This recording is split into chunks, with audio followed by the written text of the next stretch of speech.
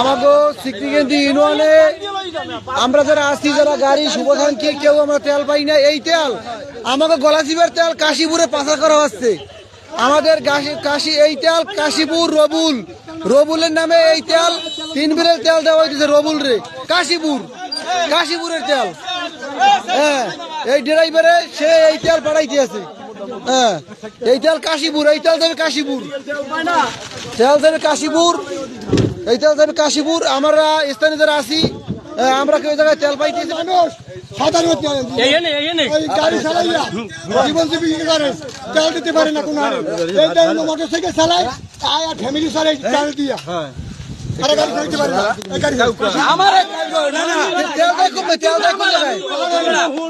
কাশীপুর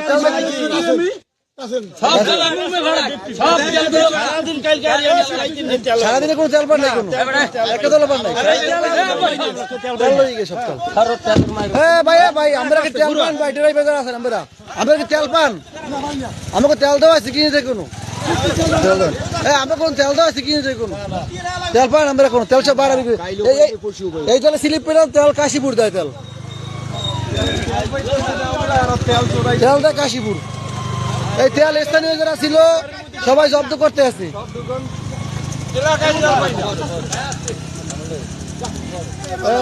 আমরা এই জায়গার স্থানীয় মানুষ, আমরা গাড়ি চালাতে পারি না। কিন্তু কেন ভাই?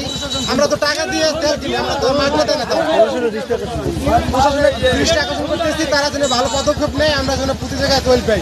আমরা তৈল স্যার আমরা গাড়ি চালাতে পারতেছি না। একটা সংসারে গাড়ি চালাই, আমরা সংসার চালাই, গাড়ি চালাই আমরা। আমি কালকে গেছি তেলের লেগে যাওয়ার পরে আমি বলি তেল আছে, তেল নাই, তেল তো রমুনের ধরে 2 দোকান দিয়ে নাম আমারে অপমান করে দোকান দিয়ে নামাই দিছে। আমরা তেল পাইতেছি না। কাল 2 দিন ধরে আমরা তেল পাই নাই। কালকে আমি ঘুরে গেছি, আমার গাড়ি 2 দিন ধরে বন্ধ। আমরা আসি লাইভে সিকরিগঞ্জ থেকে।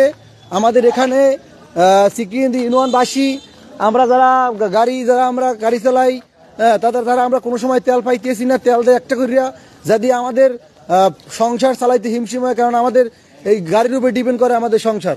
এখন এই জায়গায় 3 বিলের তেল জব্দ করা হয়েছে কাশীপুরে এই তেল পাচার করা হইতেছে। এই মুহূর্তে আমাদের স্থানীয় লোকজন এই তেল জব্দ করছে। এখন পর্যন্ত এই তেল আমাদের জিম্মে আছে। আমরা প্রশাসনের দৃষ্টি আকর্ষণ করছি এই তেলের বিরুদ্ধে কিছু করার জন্য। এই রাজন ভাই কিছু বলুন ভাই। ডাউকা ব্রিজ বাজার এরা আমরা স্থানীয় গাড়ি, ঠিক আছে, আমরা 1 লিটার করে তৈল পাই, ঠিক আছে। তারপরে এরা তৈল মানে বিলাকে পাচার করে। এই যে দেখেন, এই আমরা 3 বিরেল তৈল, ঠিক আছে, 3 বিরেল তৈল আটক করছি। জি। এখন আমরা এই যে দীর্ঘ 5-7 দিন ধরে কোনো গাড়ি চালাইতে পারি না এই তৈল বাগর। জি। এখন আমরা তৈল পাই না, এরা এই তৈল প্রশাসনের কাছে, ঠিক আছে, দৃষ্টি আকর্ষণ করছি, এটার জন্য তারা একটু ব্যবস্থা নেয়।